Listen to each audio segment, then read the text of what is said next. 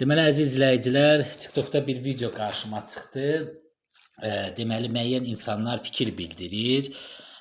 Misal üçün, boşanmış qadına pis baxan getsin öz nəslində, kökündə o pisləri axtarsın filan beşməkan və onun səslərini götürürlər, başqaları da ağızlarını zadı açıb yuma-yuma güya ki, bunlar danışırlar, nə bilim, başqalarının fikirlərini zadı. Nəysə, sözü nəyə gətirirəm?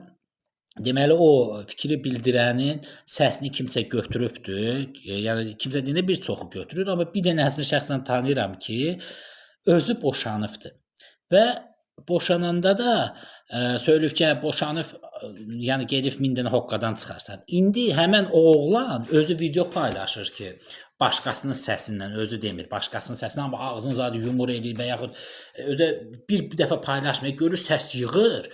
İndi bilmirəm, boşanmış qadın tutmaq istəyir, ya nədir, səs yığdığına görə başlayır o videonu 3 dəfə, 4 dəfə paylaşmağa. Gəh özü elə bil çəkir, özünü belə qoyur, belə-belə da başını da eləyir ki, guya ki, bu fikirlə razılaşır da, bu elə oğlan deyil. Ya o danışır, onun səsini qoyur, ağzını yumru açır ki, guya bu dedi.